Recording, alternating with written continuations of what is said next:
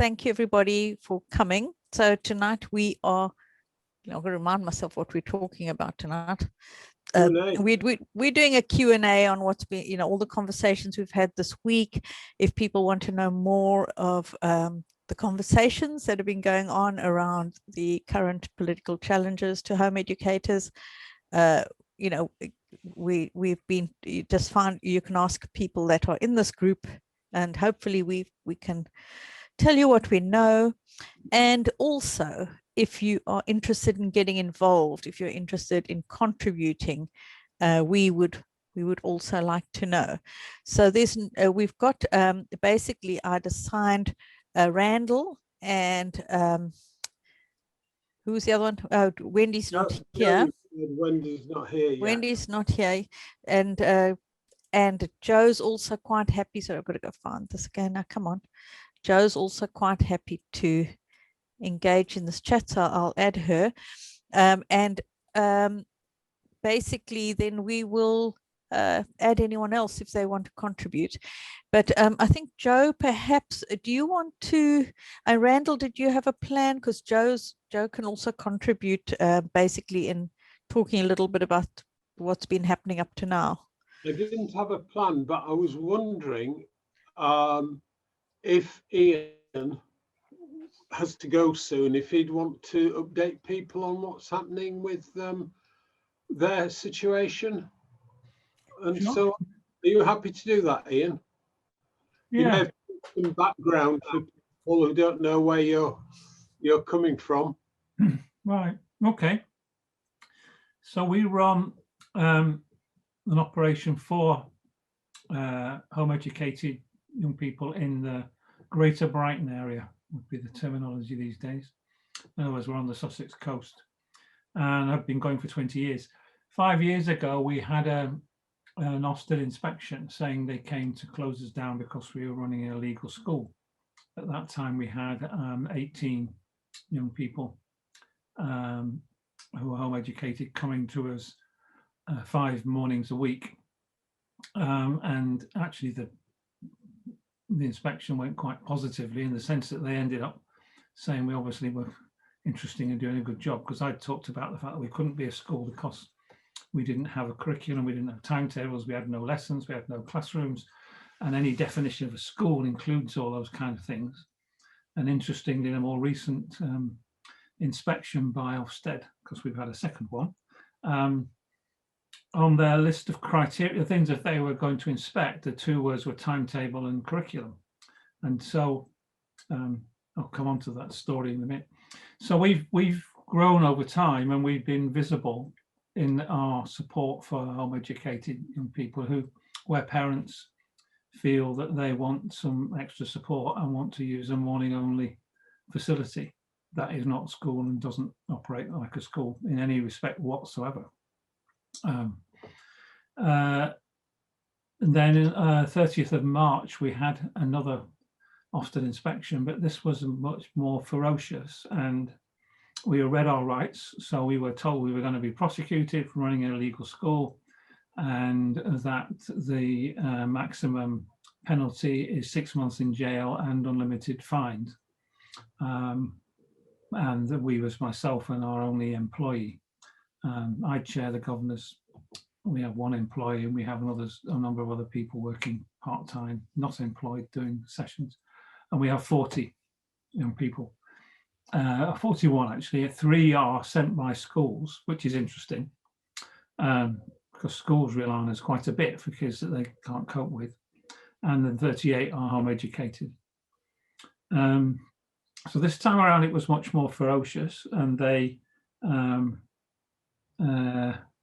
clearly were gunning for us. They had body cameras on, which they didn't tell us about, or they didn't tell me, and that's not allowed. They also broke a lot of the rules, that are the police rules, for when someone's being interviewed under caution. First of all, they're supposed to investigate before that and inspect, which they didn't. They just walked straight in the door and said, we're arrested, you're going to be in court, potentially 6 months in jail. They were pretty tough with us, and of course they said they're not going to let us know the report because it's a criminal investigation. So we're appealing to the DFE on that one. The Department for Education's rules are that there's supposed to be a reason for re-inspecting, and that should be known to us. And they didn't have a reason. You know, I've questioned them a lot, and they couldn't come up with a sensible reason as to why they were re-inspecting this. The only reason we can go by is it's a part of an intimidation. It's part of what's happening nationally. So some of people weren't on when I was explaining to Randall that just today I've had something, I mean, literally about a couple of hours ago, from somebody who has worked in one of our local authorities saying they've seen the report and to be careful, and that there's a link to what's going on in Portsmouth, and they've made the link, you know, that it's all to do with stopping what's going on, basically stopping home education and stopping people like ourselves who support home educated parents.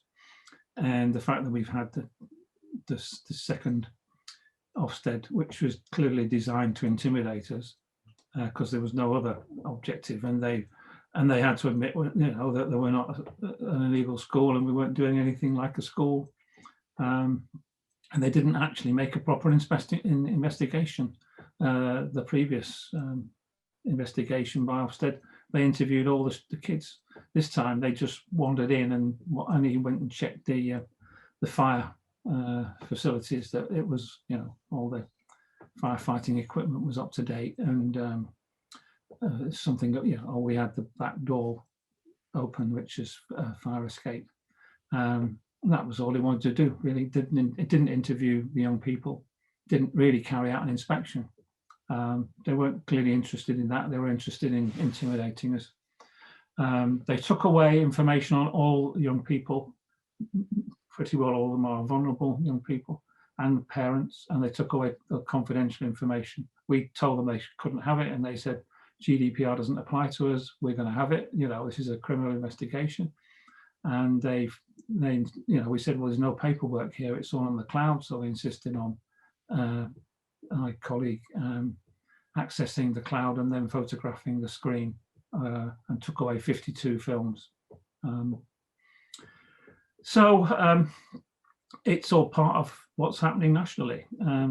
Clearly, what's happened during lockdown, we know we've got a surge of parents wanting to join us. We're having to start a new program in the afternoons.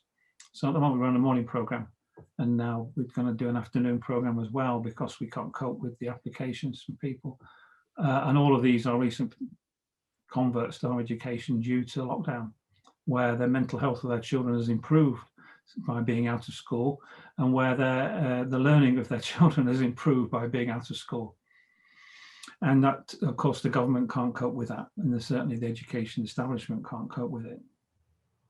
Is that enough? Well, I just wondered if it'd be worthwhile you telling them their claim that these children couldn't be home educated because they couldn't do enough hours at home. Well, yes, they said, well, they're here, so they're not at home, so they're not being home educated, they said. And we go, well, and then they said, well, the 18-hour rule that you know, of if you do more than 18 hours, it makes it a school. They said that no longer applies, which is a lie. They said it's substantial, and of course, substantial is totally subjective. There's no objective basis. And they said, but if you had kids from 11:30 to 2:30, that would be substantial, because they couldn't, you know, presumably because they couldn't possibly be learning anything before 11:30 or after 2:30, and that would have been. But because we're morning only, I mean, I think if we get any further, then I want them to take us to court, frankly. You know, in a way, I wish we'd. I mean, it's difficult on the, you know, you think, well, we've got our kids, we've got our parents, we don't want them to be under threat. But if we're going to get continual Ofsted inspections, which sounds like, the next time they do it, I'll just say, right, you know, take us to court. You know, you're welcome to inspect. We're not answering any of your questions. We're not giving you any information. You can take us to court for that, for not giving you information, and you'll take us to court, and we'll win. And so that's made you think that we really need to have another thought around using the term home education all the time, hasn't it, Ian? Yeah, because I think it's a misnomer. I think it's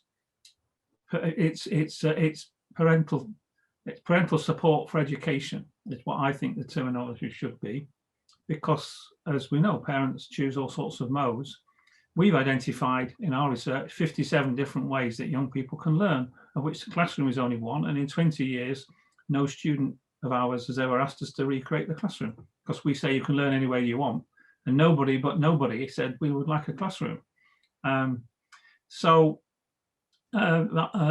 view with our parents is that if they leave them in school where they're being beaten up regularly, abused, sexually harassed, then it's not a suitable education, and therefore the parent would be behaving illegally by leaving their child in school because it's not a suitable education.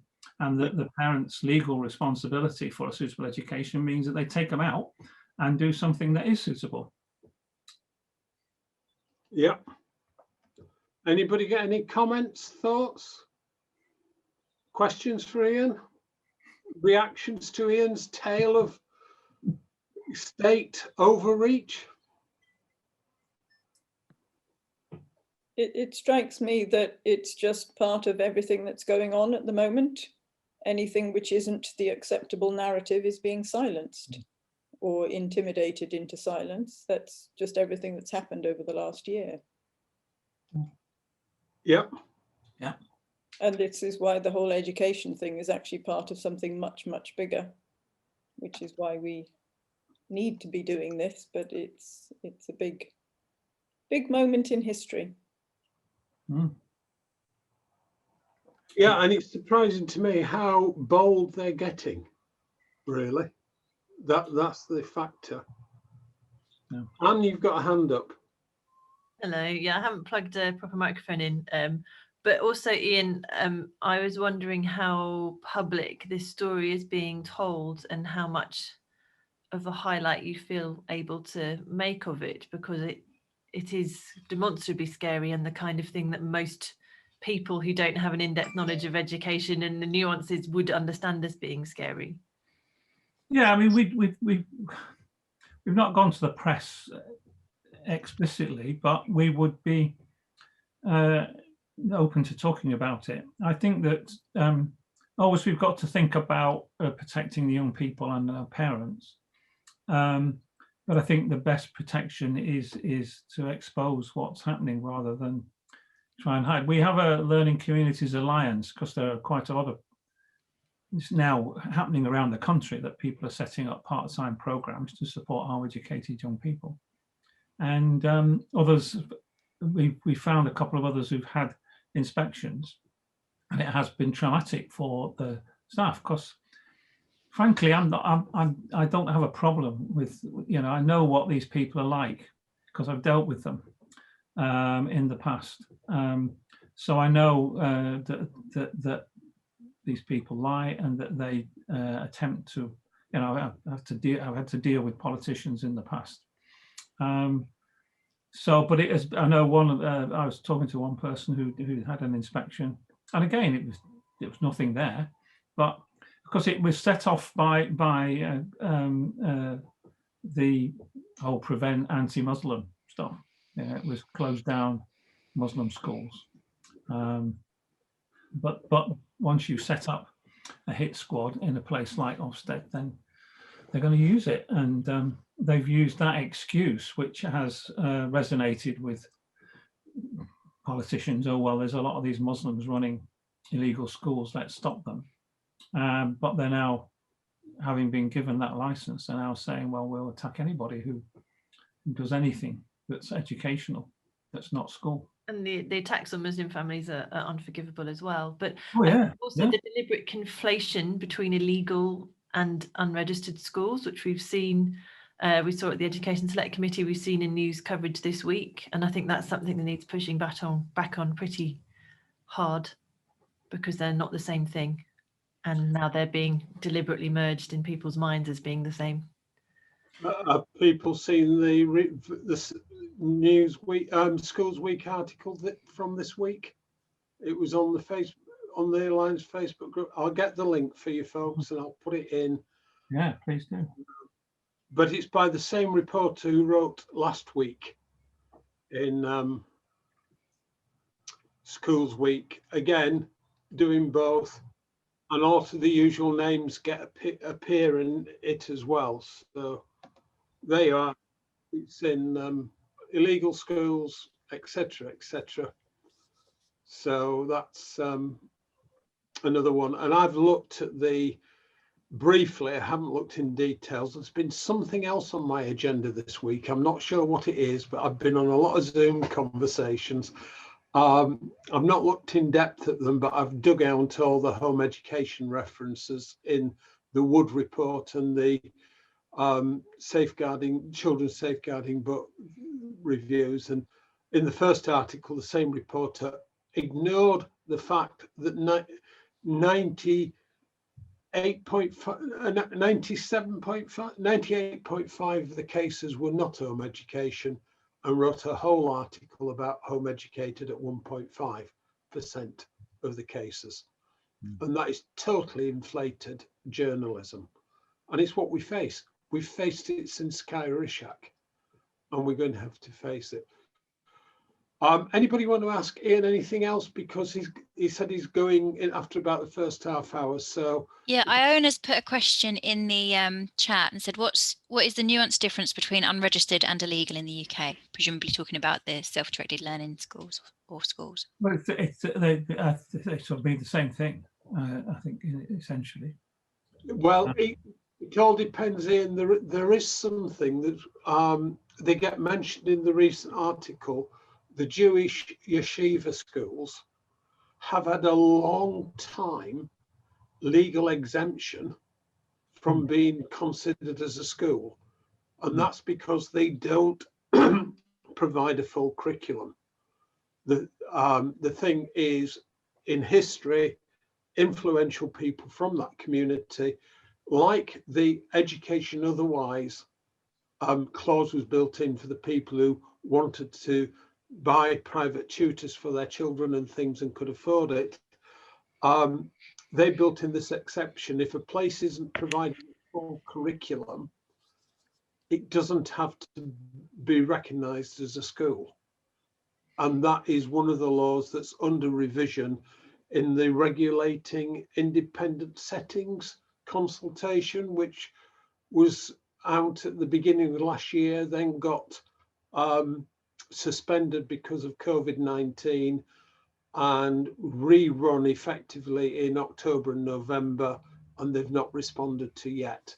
So one definition may be something that looks like a school but doesn't provide a full curriculum, is unregistered but isn't illegal. No, Where they would go for that in the future, and I understand that they will be. They have actually visited some of the Jewish schools. They have, yeah, and that's what they're trying. They're trying. That's another thing that's trying to come in there with that. So that's my take on it. That's why I prefer, if I'm talking about some schools like Ian's, in a way, it's not a school, but it's not providing what the government would describe as a full curriculum. It's an education establishment or context that provides a curriculum that the children request, that the young people request. Yeah. Well, we all very clearly say no curriculum because there isn't at all a curriculum.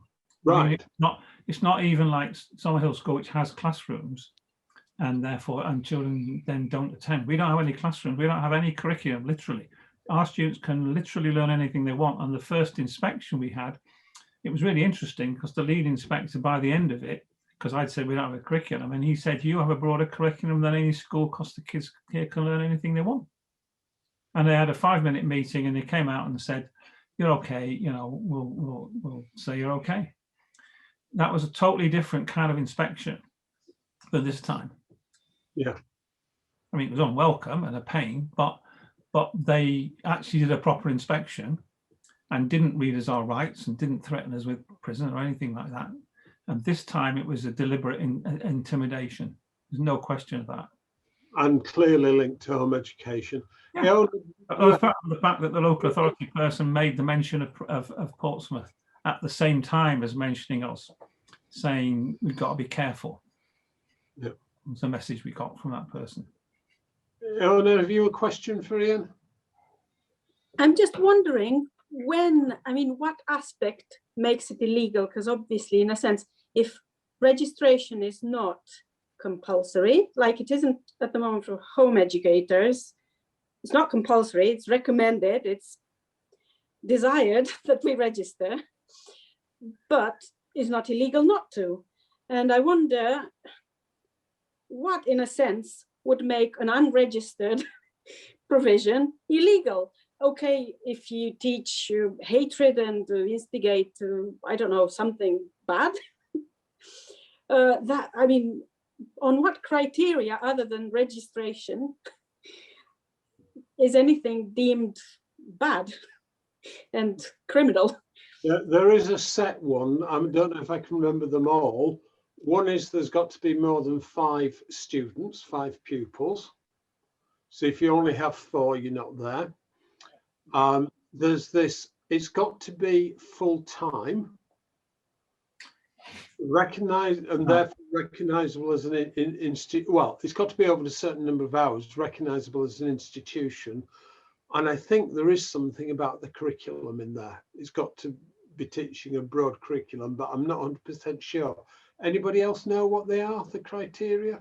Yeah, it's that it's a substantial part of it's either full-time or substantial, and I was explaining that that substantial was originally 20 hours and then they reduced it to 18 hours. It's in the DFE guidance. So Yeah. we are just under 18 hours. We used to be 20 hours, and when we just lopped a few minutes off each day to make us. The weird thing is it's really Kafkaesque. If you did, if we were doing 19 hours, then they would say you must register, right? That's what they would say. Then you attempt to register, and then the people registering, you would say you're not doing enough hours to constitute a school, so you can't be registered. That is actually literally the situation at the moment. That if we did 19 hours, we'd be told to register by one lot in Ofsted, and then another lot would say, sorry, you're not doing enough hours to constitute full-time education, and therefore you can't be registered. That is literally the case at the moment, and it's totally bizarre, but it's, you know, part of a Kafkaesque madness that is happening centrally. Right. We're getting there. Should we move on to something else? Juliet's left me in charge of chair discussion as well. I'm glad either Ruth or Kat is letting people in, because I can't manage that as well. But perhaps we should move on or build up from there into other areas. Who's got? Randall, do you just want to read? There was something that Anne put in the chat that just to finish it off, perhaps. I don't know if she wants to expand on that, but Want to read it? yeah, sure. Hang on a second. My mouse has stopped working, so I'm with fingers. Well, if you're mentioning mice, don't mention them to Heidi. They have rather a lot in Australia at the moment. Yeah, I understand. So, okay. Yeah, Anne just says the number of hours a day of operation is also a part of it. There have been worries over safety at some illegal schools and whether families know the school is not a school. Also affects liability to prosecution for non-attendance if your child is or isn't on a school register. That's their understanding. It's illegal to run a school which is a school and not registered, but not to send your child there. Ian's Centre is a learning collective club, not a full-time school. He's never pretended that it is. Then she just says, lastly, the rules always used to be quite sensible. For example, you could have perhaps 3 hours a day that wasn't a school. So, for example, you could go to an after-school club to learn Spanish every day, or go to Scouts or Guides, and they weren't schools. So that's just what Anne put in the chat there. Yeah. So, moving this on, going somewhere else. Where are we, folks? I didn't come with an agenda because it said Q&A, and I thought, well, I've said quite a bit over the week at different times, so I want to see what people are thinking about now about the way forward that we face, particularly in this country. I think we're under pressure. One thing that did strike me from yesterday's marathon session that Heidi kicked off is actually, you see, Britain has formed the pattern for so many other places through our empire, which is long gone, but they inherited our at school or otherwise approach. And I suspect that if Britain falls on this front, others will say, well, they've changed it there, so we can. So there is a danger there, but I don't know what people are thinking in that respect. That's one thing. Are we under particular pressure? Joe, I see you've unmuted. I think we are more so now than we have been previously. I know some people that I've spoken to over the last 2 years feel like it's maybe not as much of as a threat. You know, we've been through Badman, we've been through Lord Soley, and that we can get through this one just not as easily, but just the same. But I think it's a different environment this year, and I think we face a very different threat in that there's a different approach now. I think worldwide we're seeing changes around rules around home education, and we're seeing changes around the legality of home education in some of our neighbouring countries. And we can look to, you know, even like France and Portugal to see what's happening there, in Spain, and they're all having changes and disruption around home education. And looking, you know, more locally, I think that there are, when we look at like the self-directing learning centres like Ian's, and the like, we are seeing lots more pressure on those to conform or close. And also, I think we're also seeing a very strong, I know this has been talked about a week, a very strong political narrative about they're not being hidden children, and there's an assumption that the register is already a decided factor. But I think as well, there's a difference now in that it's much easier now to implement distance learning for a start. And I think that for me is a bit of a game changer, because I think previously, I think it would have been much harder to find a way to get children registered, even if they're not attending a setting, and have like progress measured, or, you know, these school style of academic standards measured and tested, you know. And I think that there's a difference now with the facility to do that online and virtually that wasn't really nationally available before. And I think that brings a whole new pressure to the situation, that actually, you know, if they're talking about having a quality or good education, or following the curriculum, or having tests or standards, I think that's actually been made much easier now, the fact that everything's virtual and actually been made available nationally.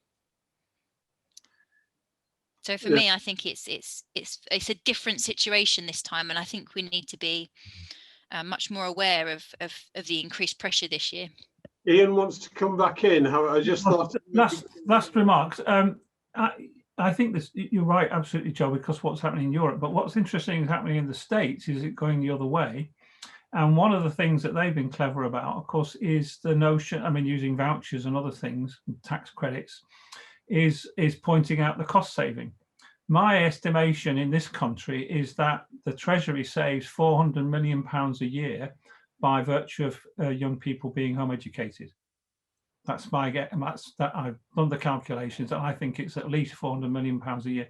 So I think we should be appealing to the Treasury, actually saying that we save the state money, and that what we should be doing is getting vouchers like they do in the States, or the opportunity to do. I mean, New Hampshire has actually financing of home educated children, and it fits that kind of libertarian trend. And it's interesting, when we've had issues locally, that it's the libertarian Tories who are on our side, because of the same kind of thing that's happening in the States. And it would be nice if we had those who had a more American orientation being more on our side, or being mobilized. So then I must go. Sorry, but good luck. Bye, Sean, come in. Thanks, Randall. Bye, Ian. I'm afraid I'm only able to stay for about another 10 minutes as well, because this is a day when I have to do quite a lot of stuff for family stuff. But I wanted to follow straight on from what he's saying there about the fact that we are now being led by a Conservative Party, which is fundamentally anti-European, has a large majority, and is looking to America and 51st state mentality. When you take those three things together, first, the anti-European element, if we were able to play our cards correctly, the fact that Germany and France are going in one direction could actually be turned into a reason for us to go the opposite way, and in order to create distance. The second is that, you know, when you have a government with a large majority, it can do what it wants. But one of the fundamentals, I think, about, and I only realized this quite recently, is Michael Gove gave a speech a few years ago where he said that in his opinion, the back to basics school uniform, sit up straight kind of traditional school is itself progressive.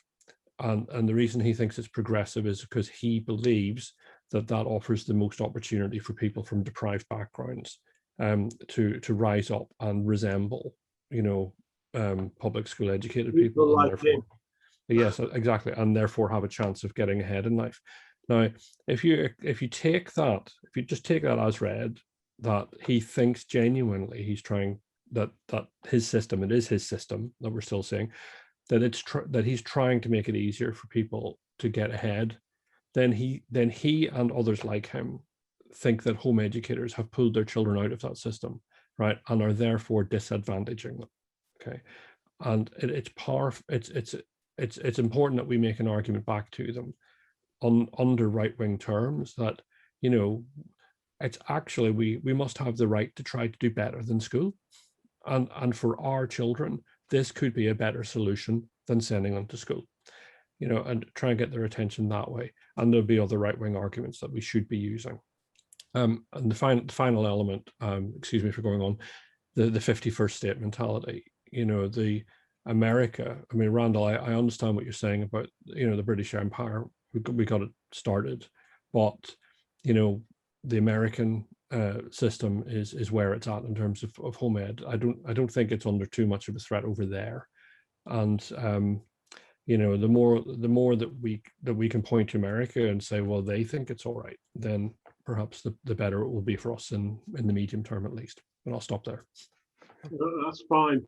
Of course, it was the home education, or as we can properly call them, the whole homeschooling lobby in America that kept America out of the UNCRC from ratifying it. They're the only nation who haven't, and that was the pressure from the homeschoolers there. So that's quite good.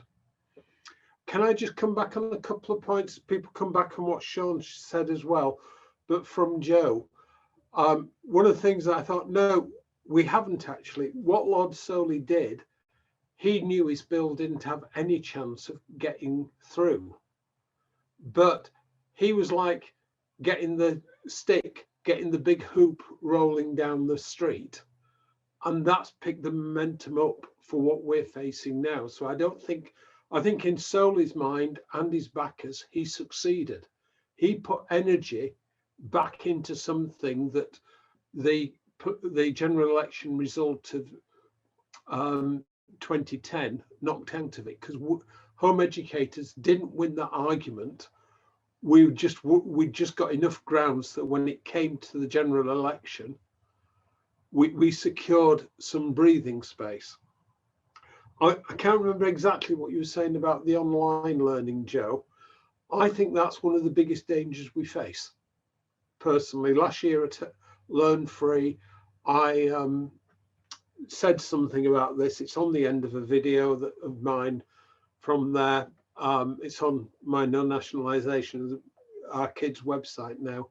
I did a section about online learning, and I've seen today that Ofqual, in the last 2 or 3 days, Ofqual are seriously looking at taking GCSEs and A-level online.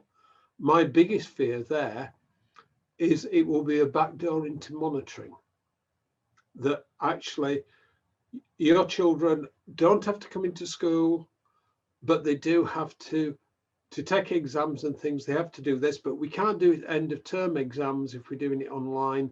It will be a continual monitoring process. And I think that's a danger area. Lil, you want to contribute?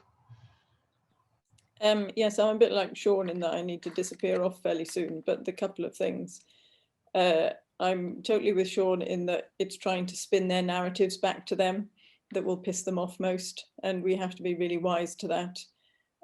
But also in terms of what's happening with education, it is much bigger than home ed.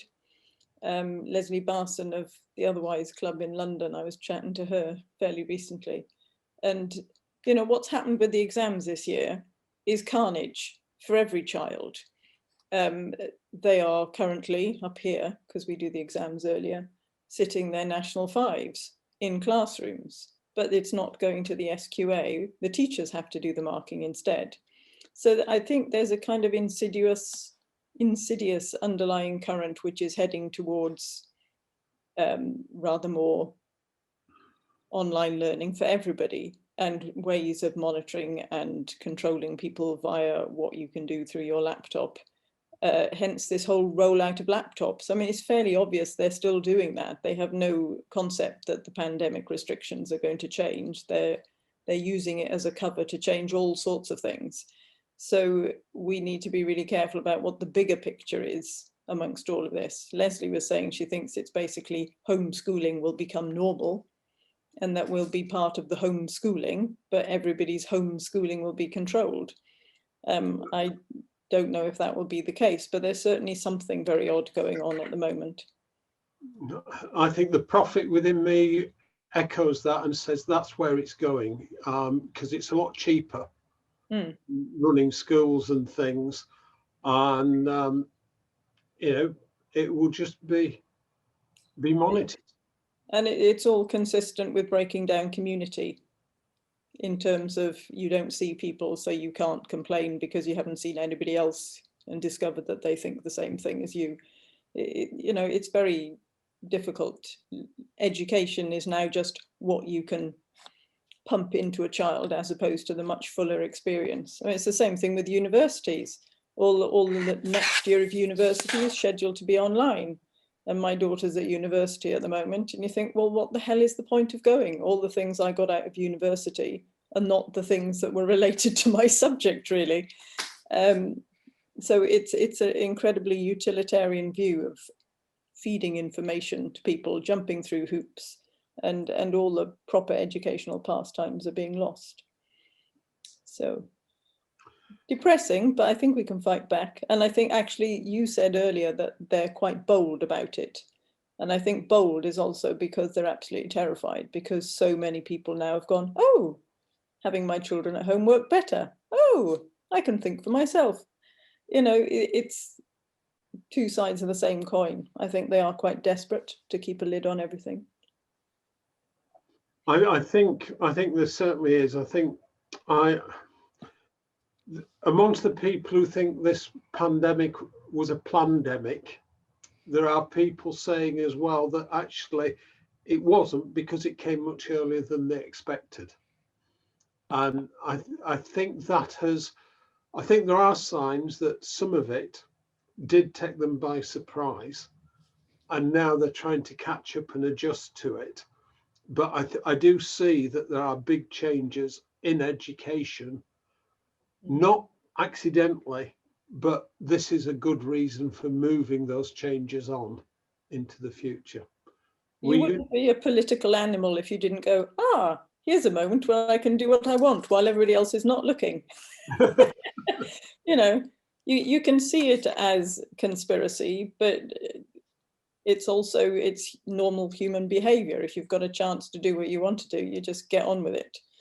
So we are in a difficult circumstance just at the moment.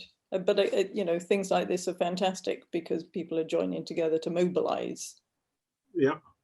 And I think what you said a little earlier about it being wider than just home education is a message that I hope we can take away from our time together this week, that actually it isn't just us. I was in contact with somebody from Wales this week who has just withdrawn her child or children from school. And I mentioned home education, and I think she's unhappy about what's happening in school. She started to home educate, but she said to me, oh, I wondered when they'd be getting round to doing something about home education in Wales. And I thought, they've been doing it for 10 years. You know, so it obviously hasn't got out into the wider public what's happening with us, but they do know there is something about usurping other people's children going on politically. And we've got to push back, but we may have to work with people who are affected in a different way from us. We home educators are kind of the outliers. We have not surrendered our children to the system. But, you know, that's the situation we may have to do. Jo's waving a pretty little hand. I was just going to say, I think, so to put it into context, I've in about that it's bigger than home education. And, you know, coming back to this threat of like virtual online schooling, we're seeing actually a lot of these kind of distance learning providers cropping up quite a lot. I've been approached by 3 just in this last week to say, would you be a board member? Would you be part of a round table? Even Pearson's wanting to do who do the exams wanting to do a round table for discussions around bringing, you know, doing virtual things and online things, and, you know, trying to market it to homeschoolers in their language that they used.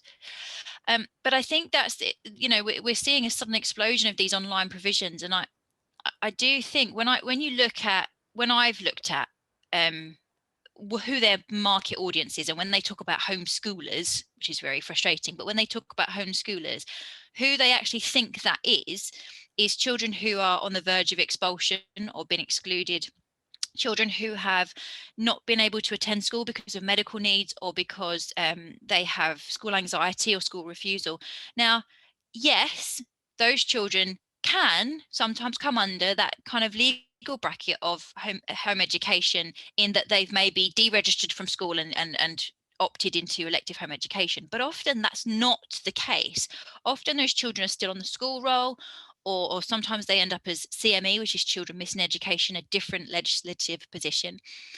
But I think from what I've seen so far, not just from these distance learning providers and even Pearson, who you think might know better because a lot of home educators, you know, use that avenue of doing like the IGCSEs and things, but even when I've had discussions with, you know, Ofqual or their research team or the DFE or the safeguarding panel, there is this notion that home educators are actually children who've about to be expelled, or children who are expelled, or children who for whatever reason can't get into school because of school refusal or anxiety, and that's it. You know, there's no broader sense, although that they are aware that people would make it for a philosophical choice or a lifestyle choice, their opinions from my experience so far is actually that they're in the minority, and actually the majority is this problem group that they need to actually get back into school. So I think that part of the reason that the distance learning stuff provides is an issue is because it actually helps, it actually perpetuates this myth that home educators are just children who can't cope in school. There's no notion that, you know, there might be a different system required at school. Then there's no notion that lots of families are doing this through a positive choice. And I think that poses a problem, especially with this conflation with safeguarding. Right, Rahel wants to come in. I'm going to try and remember to add people to the spotlight.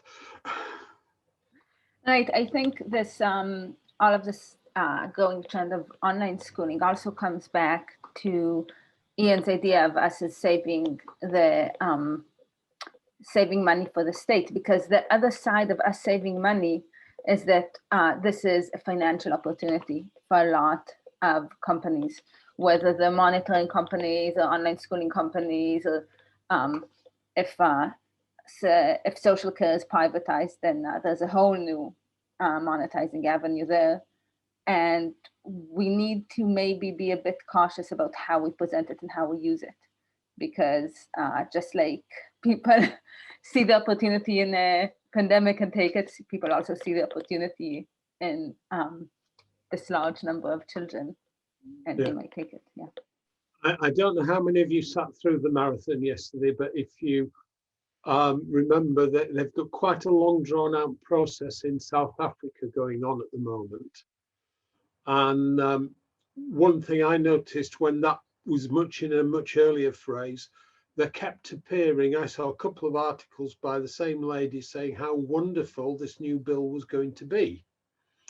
Turns out she runs an online tutoring business, and she was obviously setting her company up for doing the assessments. And so there is a big commercial interest in taking education online. One question earlier on, which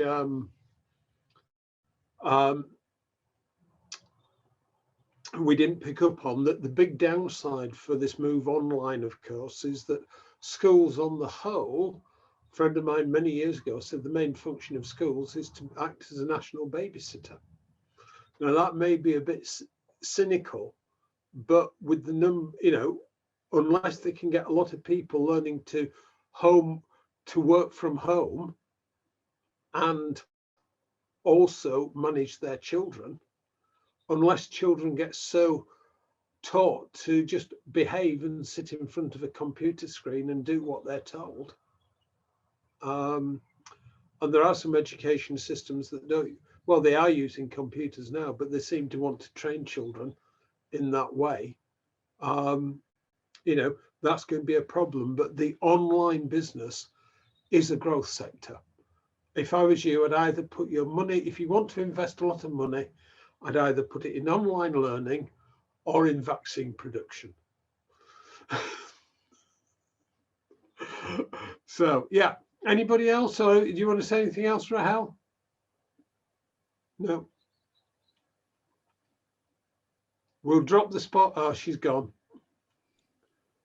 Joe, Lil's got a hand raised, so we'll just spot that. Lil wants to come back in. Thank you. Yeah, and then I'll disappear and follow Sean and do dinner for everybody. But the money thing is always crucial in all of these things. Always follow the money.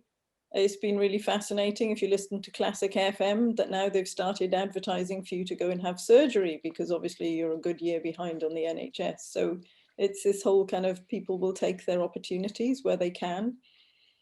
But yeah, I think in terms of what they are expecting children to deal with, what they've expected an awful lot of adults to deal with, having to do looking after their kids and working from home. I mean, it's really quite a disturbing picture of what they think they can get away with. But I will come back to the whole Badman thing, because talking about money and how much we saved them money, I mean, in terms of their overall budget, we are piffling. And in all sorts of ways, the government is very happy to invest in things that it thinks is going to make its society compliant. So they would prefer us to be in school because that way I'm not at home educating my kids, I'm out working and paying my taxes, and then I can get a bigger mortgage, and all of that stuff feeds the economy, and saving them money is not actually what they want. So we kind of went through all of those arguments back in 2010, and our way of thinking about money does not necessarily correspond to their way of thinking about it. Yeah, money is that big driver, often is. Heidi, you've just put something in here about liberated learners, which links us back to where Ian's coming from. Would you like to tell us more, please? Yes, now I won't claim to understand the political climate in the UK and what's involved in registering, but liberated learners, I'm not sure if something like this will work. Can I share screen? I don't know if, well, I can probably let you. Let me have a look. Yeah, I think. Should be on. I think it should be on, Randall. I think you can, yeah, have a go. Can I? All test. Where's your mouse, Heidi? Okay. Here we go. Share screen. And stop me at any time I'm off track where the intention of this call is, please. I just want to make. I think Can you see this map? Yeah, it's a mop. What we're doing is a mopping up lesson from exercise from earlier in the week. So yes, we can see the map. Yeah, so I haven't been involved earlier in the week or anything. Sorry. So this is Liberated Learners are as an organisation. My son goes to a centre here in Australia, but it's not a purple dot, which means it's not a registered Liberated Learners Centre yet, but the lady that's running it went through some of the training, but hasn't completed that. But they basically, they say it's a legal way of coming together as a group of home educated children, but learning in a self-directed learning style. So similar to what I was hearing that Ian is doing, but each child, it's made legal because each child, or it's said to be legal because each child is registered as a homeschooler. There's the language in Australia too. So we're registered as homeschoolers with the government, and therefore you can come together in one of these centres. And so the orange dots are the people, they're people from different locations. So here you are, here, I mean, if we can go in. Different. Yeah, I'm just looking at on my machine and there are some dots in England. Yeah, so all that means, where are you? All that means is where people have... Down. Oh, there we go. Yeah, so where people have actually attended the Liberated Learners information sessions. So you can, twice a month at different time zones, you can attend the information webinar on how to maybe start setting up a Liberated Learning Centre in your location.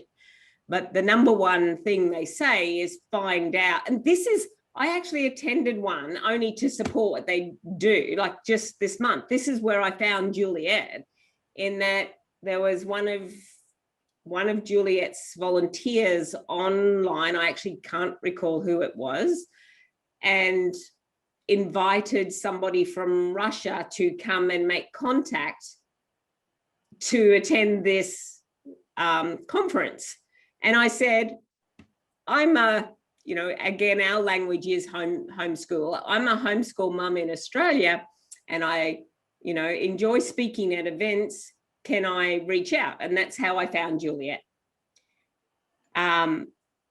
So somebody from Russia was on as well to find out more about it. So orange dots just mean you were on the webinar and they put you on there. Purple dots is that they are actually registered centres. So there are a number, North Star, Pinnacle are the big ones.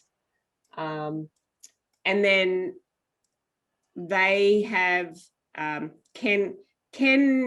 you heard of the book? Got it here.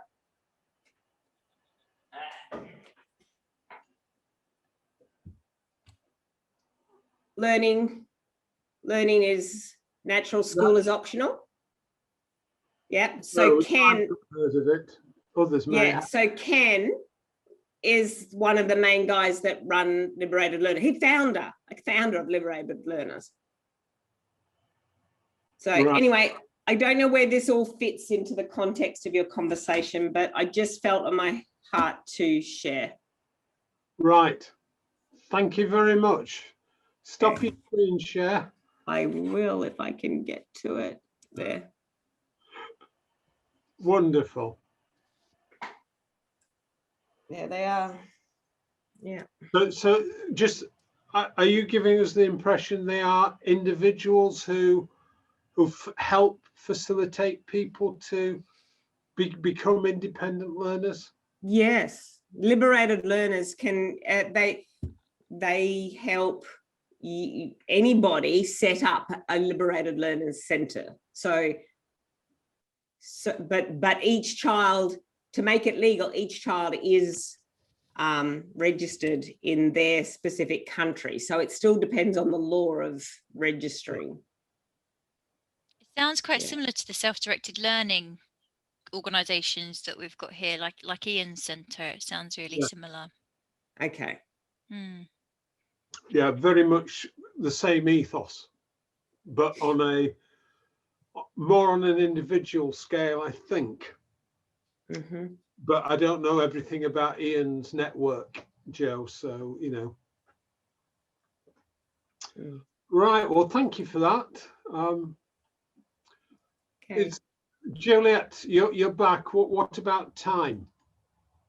What is the time? I don't even know. It's Nearly 8.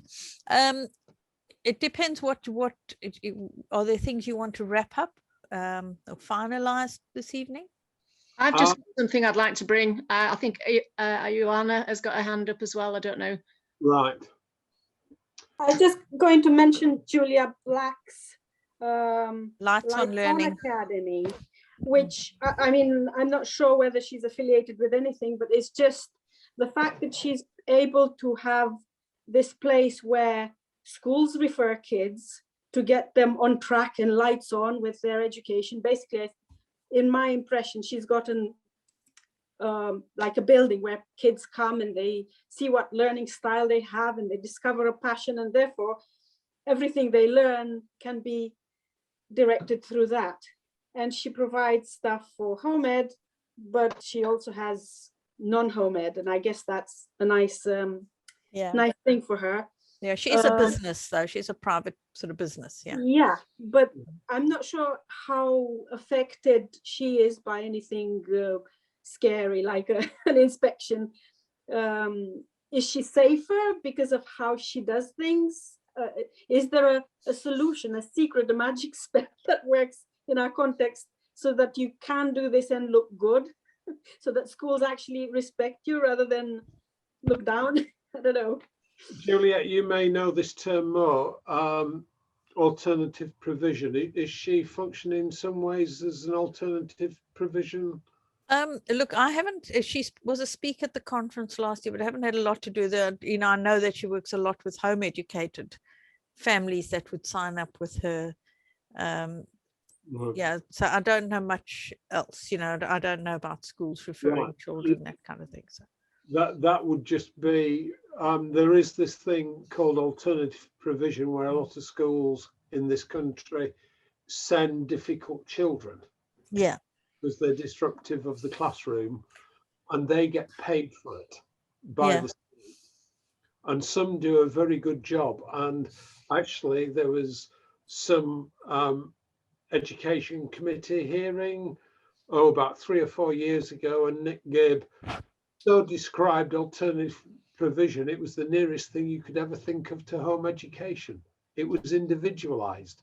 It motivated the young people. And it was like that. So if she's doing something like that, and there are various groups that do very good jobs in that and rescue a lot of children. There's an online version as well called the Red Balloon. Have you heard? Who's heard of the Red Balloon? Yeah. Joe has, Sam has, yeah, Ruth nodding. They do a lot of good work with kids who are too disruptive in schools because school really doesn't suit them. It doesn't motivate them. You see, I'm a big advocate of kind of identifying and differentiating, because I think, you know, there's this notion either that you're in school or you're out of school, you know, and if you're out of school, then maybe that's a problem. But I think there is such a huge void in the well, you're out of school section, you know, and I think there's a huge misunderstanding about everything that isn't school. you know, whether you're home educating or it's alternative provision or it's EOTAS, which is the education provided and funded by the local authority, or whether it's something else. I think there is so much that comes under the outer school provision. But I think we also have to be careful in that home education is a legal choice in the UK, and it holds equal weight in law, in theory, to school choice. And although we do find ourselves in a position of having to defend it and prove what we do is the right thing for our children or a good thing, we have to at the same time, I think, remember that we shouldn't have to, that this is our legal right and we shouldn't have to be in a position to defend it. And I think that's really important to remember, that we have a healthy boundary around that as well, and not give too much away, because this has been a legal right in the UK for a very long time. You know, we've already heard a lot of that is down to Joy Baker and the fight that she had with the local authorities and won. And I think it's really important that we maintain those boundaries and not give too much of our rights away in terms of how much we can home ed and what we can do within that home education. And, you know, I'm going to bring it back to this online thing. I think we need to be very, very wary of the offers and the things that come out through online provision, because I think it's very easy for us to start agreeing to join them or be kind of persuaded that they're a great thing or an alternative. And actually, you know, that then we're actually agreeing to do the curriculum and things like that. So I think there's a great deal to be thought about before, you know, as groups of home educators, because we're not one homogenous group, we are smaller groups of home educators. And I think it's really important as well that we consider what we do and don't agree to, because it does have a bigger impact. And as we've heard already, it isn't just home educators, it's all the self-directed learning centres and alternative provisions. Yeah. Anybody want to come back on that, or shall I invite Ruth in? Well, let Ruth come in then.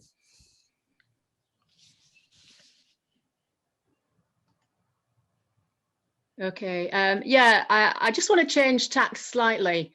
I think the big question that we're considering is what can we do kind of going forward? And over the week, I've kind of heard lots about what we can do as individuals in terms of just talking about home ed and normalizing it. We've heard a lot about kind of connecting with local authorities and doing what we can in those areas as groups. But the other big thing that I think I haven't heard mentioned is just about the media. Obviously, what we have said about the media is that they very often it is negative and it is incorrect, and it just comes very much from a perspective. So I took some time out this afternoon and I just went to have a chat with a friend of mine who's been a journalist for 30 years. She's not home educated, but she knows a little about it just because we've been friends a long time and we've had conversations. But the one thing that I just want to say that she actually said was just that what we have got on our side, I mean, we've said a lot how COVID has actually changed things in many ways. And one of the big positive that she sees is that it has raised the profile. So she said any kind of, I don't know, news items, that's the hook that we've got. People are interested. They have some experience of it now. They, you know, it's before COVID, it was very much a niche thing that not very many people were aware of or kind of knew anything about. But it's like, you know, the whole country has had some experience. Okay, some will be negative. But she said that is a huge positive, that any kind of journalist would actually be interested in covering it because it is newsworthy. So I just throw that out there, and I just perhaps, if nothing else, just to start the conversation. Do we know journalists? Is there a way we can tap in and get some positive to balance up the negative? It's just something that hasn't been covered, and I just think the conversation needs to be started. So that's just, maybe we can't cover much about it tonight. There's a couple of hands up, isn't there? So Rahela, you wanted to come in on this topic? Yes. You come in then. I think we need to be very careful of trying to bring positive stories, because for journalists, positive stories are boring. We won't get them published no matter how much exposure we have and how much they like us personally, because they won't get clicks. Okay, what we need are narratives. And I think one of the best things that so when we just bought the judicial review, we had some local coverage, and it was quite a lot of local coverage really, and it was very positive for us. And I think what worked for us was that we came with tension, we came with a narrative. They didn't have to insert it. And I think that that's what we need to do when we're talking to the media. We need to come with a story, because if we're just coming to tell them home education is great, we won't get anywhere. And that's just because of how media works. So as much as we want to, you know, just show everyone how wonderful it is, that's not, mainstream media is just not the right platform for that. No, but you can get into local papers a little bit. I'd raised a complaint. It was rather funny, this. Middle of March, there was a computer artificial intelligence generated story negative about home education that appeared in several regional newspapers, just with little bits tweaked to make it for their localities. And one of them was our local one. So we jumped in and complained that it was a really awful story. And then within days, the whole of the country was homeschooling. And the reporter, rather than dealing with the complaint, said, "Would you write us something?" And we did get a bit of an opening. They never dealt with the complaint, but my experience of the media is you've got to be ready to take the gamble. Don't, no, somebody said the other night about asking for copy. That is a really difficult thing. Is most media, they want the story, they want to do what they want with it, and they don't want anything else. So that's always a difficult one. We did try and give them a bigger picture, but they only wanted the human interest story, and that's something else to remember. With the media, it's the human interest story that is the real feature. And the other thing is that with local publications, especially, they're very underfunded and overworked. So if you give them a well-written press release, it's so easy for them to just copy and paste. Yeah.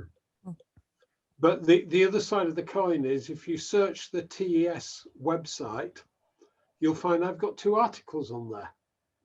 And that came about 2-3 years ago, because the journalists have this Friday night podcast, and they actually likened home educators to the gun lobby in America. And I wrote to the editor and set up a conversation with her. And by the second email I sent her, she said, "How would you like to write an article for us?"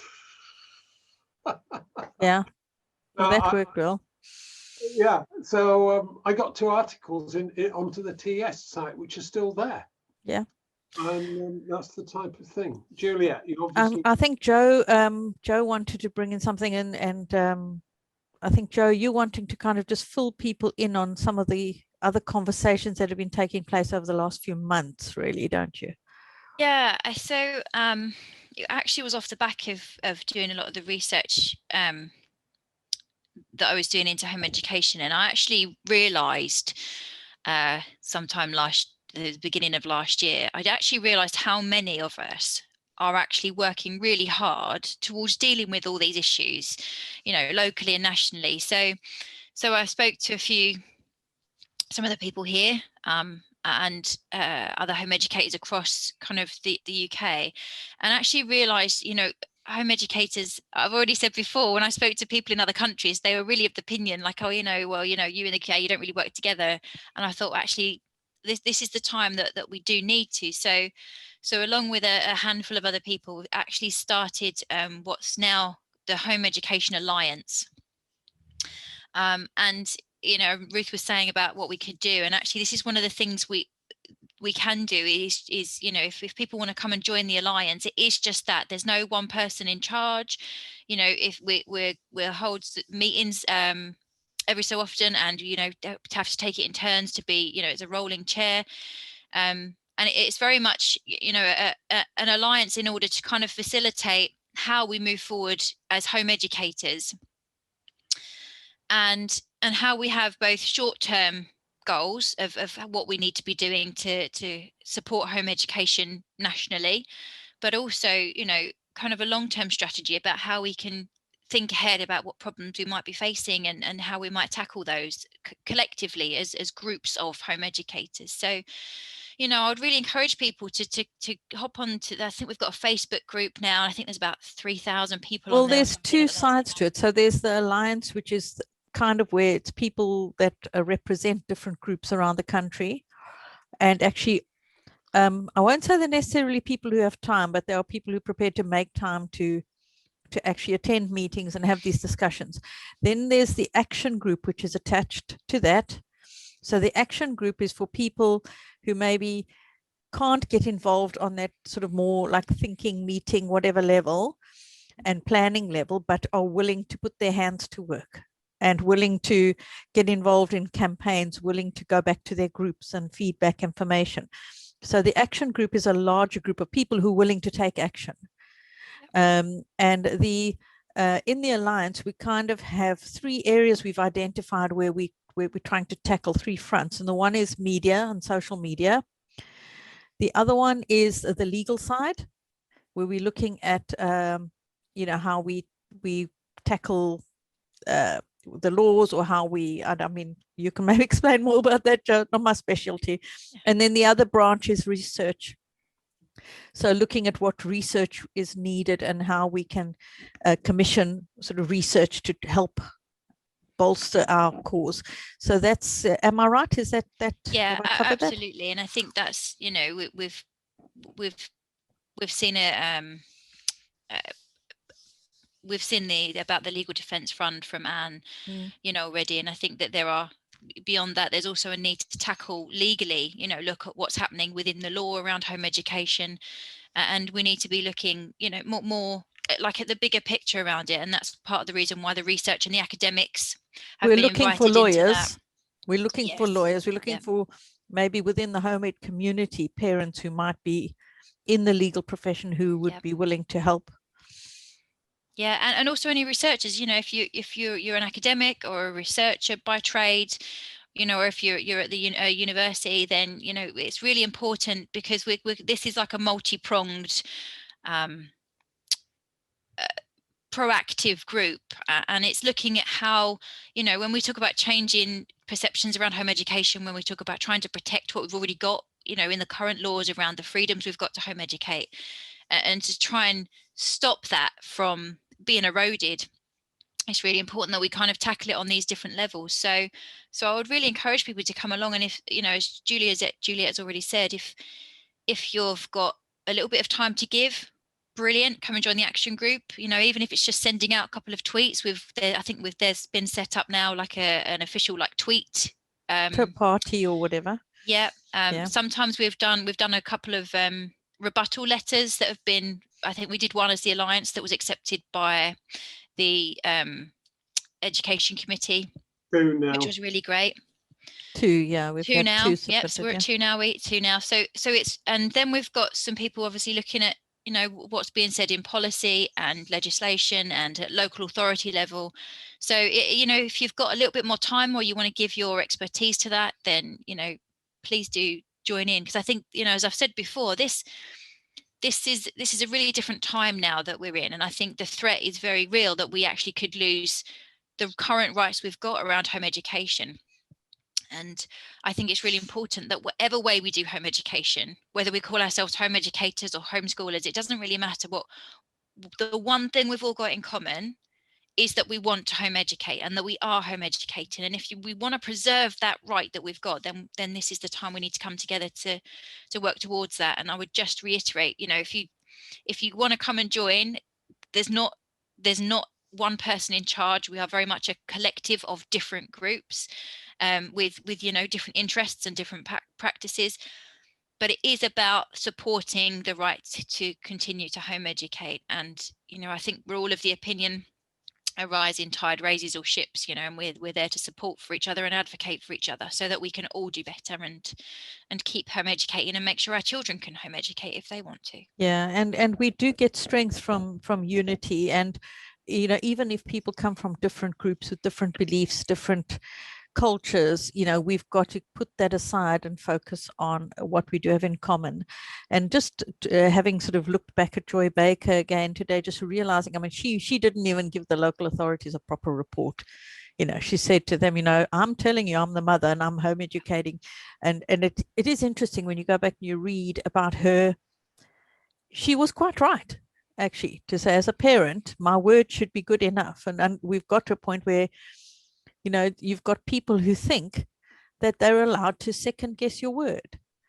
And, you know, I'm sure there are some parents there that you have got other motives and that kind of thing. It does require discernment sometimes to know when something's not quite right. But by and large, the majority, there's nothing to see. These children are fine, and actually education does not need to look a specific way for it to be happening, for a child to be learning and for a child to become successful later in life. And that's come through quite clearly this week, I think, as well.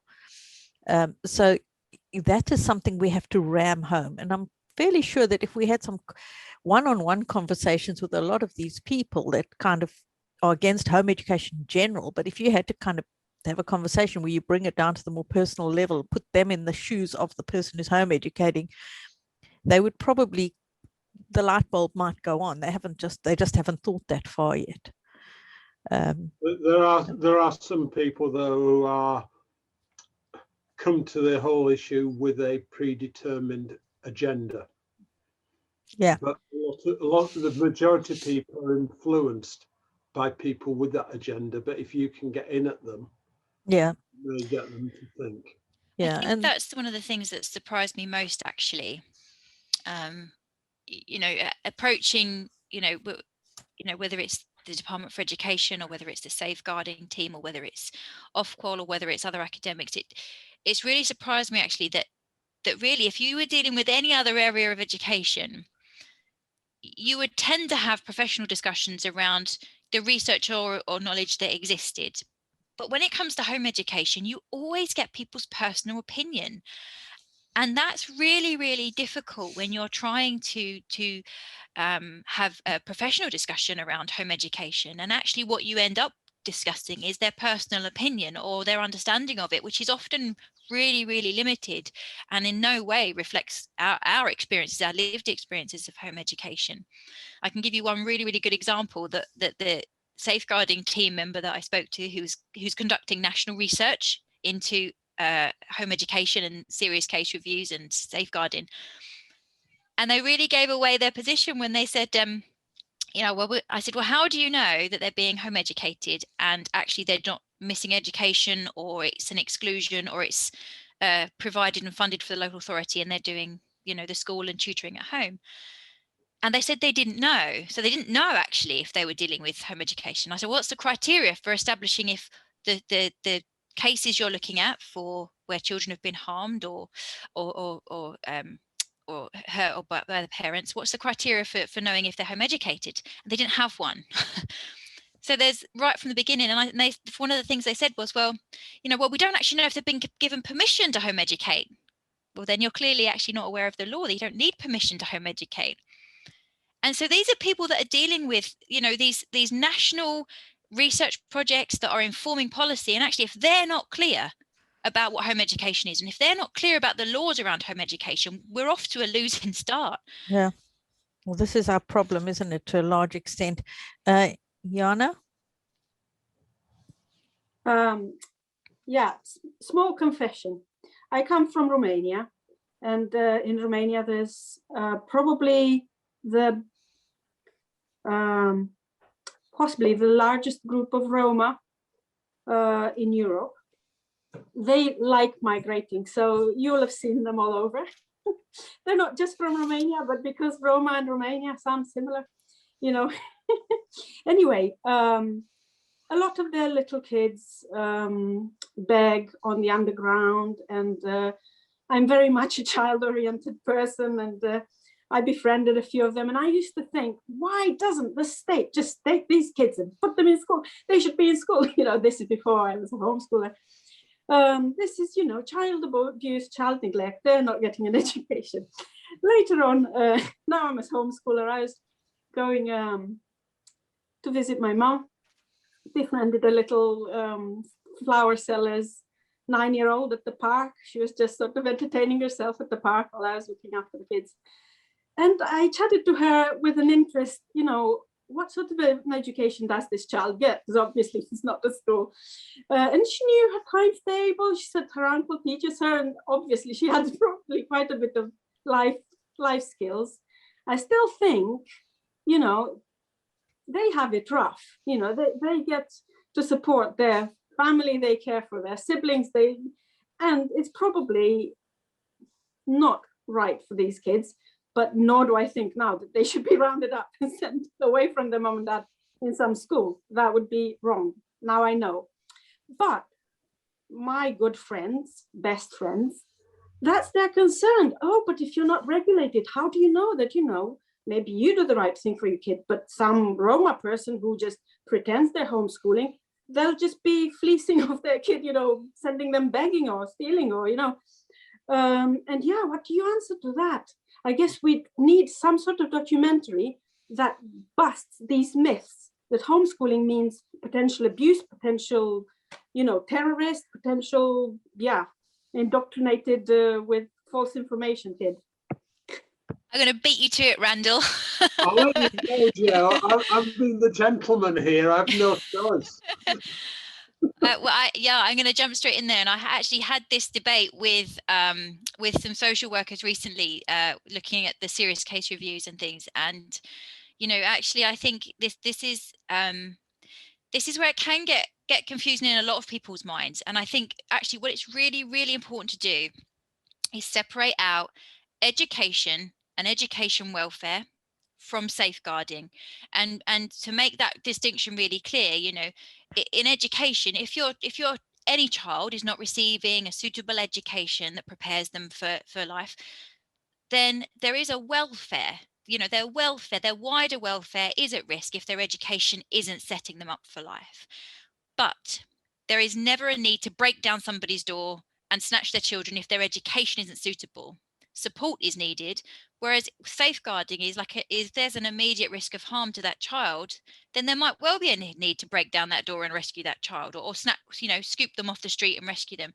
But we shouldn't really be having the conversations around safeguarding a child and the need to protect them from harm, whether that's physical, emotional, or otherwise, and education welfare. And I know there is a very obscure line between the two for a lot of people, as well as, you know, at national level. But I think it's really, really important when we're talking about education that we talk about education and education welfare, and we have a very distinct separate discussions around the need for safeguarding. And actually what's shown in the research that I've done, as well as conversations around this with social workers and people working in social welfare, is that moving education aside, doesn't matter whether you're at school or you're home educated, the systems for social care and assessing harm or reporting harm to a child, if those systems are followed, they are suitable and adequate and actually will do the job that they're supposed to do, in that they will protect children from harm and identify children in harm. So if those current systems that already exist are followed,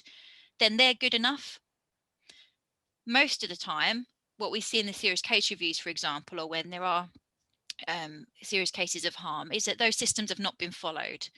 So I would say actually that there already is enough, and that if they're followed properly and information's passed on and you know, the processes are followed, then it's enough to safeguard children as it is. I'll follow in now and pick up on that one anyway, Joe, because I think you're absolutely right, and point out that the two major pin-up cases of home education being a safeguarding concern was when local authorities didn't follow safeguarding rules and they were confused over home education. The first one being Kaya Ishak, where safeguarding concerns were raised and they didn't know what to do and they were confused about home education. and also Dylan Seabridge, the solicitor and the headmaster who actually appeared on Anne Longfield's Skipping School. He actually said, I want on her program, he said, I wanted people to go around and check the welfare of those two children. And Anne Longfield said the home the educational officers who were sent couldn't gain access because they were home educated. Complete confusion by local authorities. So that's the point. But my other point, coming back to Iona's issue, you have to remember that actually what doesn't suit a lot of children is school style education. Many years ago, I used to be a detached youth worker in the city centre of Manchester. And one of the lads I got to know really well, basically unemployable, he had very little skills, wouldn't see himself excelling in anything academically, but his maths head was brilliant, as long as you stood him in front of a dartboard. And if he was in front of a dartboard, he was motivated to multiply numbers and subtract them all in his head. And so to me, it made me feel, this guy just hasn't been motivated in the right way. And look, I don't know how many of you in this country ever watched any episodes of Our Yorkshire Farm. That's a family living up there, but they're not home educators. But actually, those kids learn more skills on the farm than they were doing in school. One lad, young teenager, had taught himself to service a vintage tractor and get it running. Now that is education. But our government would argue it's not education because he's not learning useless facts. So it's how you come at it and what is education. I want to just pick up something else quickly, but are we going to, it's getting to past, Juliet. Do you think we ought to be working to a close? Yeah, probably a good idea. Right. Well, just to go back to what we were saying earlier, the Alliance Facebook groups, you've got two of the administrators of it on here. The admins, Joe and Juliet. So if you want to know more, they're the best people to talk to. If you want to have other things, I'll take some burden off them. Come and talk to Mary and me, get in touch with us one way or another for other things. If you don't do Facebook or you want to know how else you can get involved, have a chat to us and we'll do things. Closing comments from anybody? I think the one thing I'd like to is that what this really boils down to is that we believe that parents should have the freedom to choose how their children are educated. It's not necessarily about home education, but freedom to choose how our children are educated, unless there's solidly good reason that a parent shouldn't be allowed that freedom. And I think that we've got a reasonable, it needs to be reasonable. So we can also be looking around at other groups that may be interested in forming alliance with us in this fight, because I do believe it goes far bigger to special educational needs. These, or you hear of these families with tribunals and so on. There's so many parents that are very, very frustrated right now. So yeah, that's I think all I've to add. Anybody else want to come in? Yeah, I'd reiterate that it's about your freedom to choose, whether that's home education or not. It's your freedom to choose, and the only options, you should never be left with the only option being state-funded education or private school. There has to be that space in between. Well, I'd go a little bit further, say state controlled education, because private schools come under that these days, really. I think it was Peter Gray that made something of the fact that it's a children's right to be compelled to go to school. Something else I will add. This is for the grown-ups here, right? All you grown-ups listen. We've talked over this week at different times about all the different types of home educators there are in this country. Joe and me a while back came to a really good working arrangement. We've given each other freedom to disagree with the other one, and we're not going to take it personally. We're going to take it as a learning opportunity. And I want to say it's not a human strength to be able to let people criticize you or disagree with you and say, this is a learning opportunity. What can I learn out of this? What can we both learn out of this? So I want to say one thing that I see British home educators need to learn to do is be honest enough to disagree and welcome that disagreement and say, we're going to learn together in this, because actually what the threats we're facing is far bigger than we're ever going to be to one another. And I think I just want to say that at this point. So Yeah, Jen, for giving me that space. and can I add to that I think we also need to be ready to learn from other countries and be prepared to let them help us, not be afraid to let them help us. Right. Yes, okay.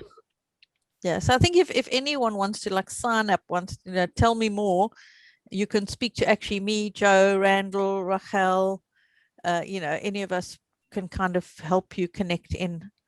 But yeah, I hope we have many, many more good conversations like this.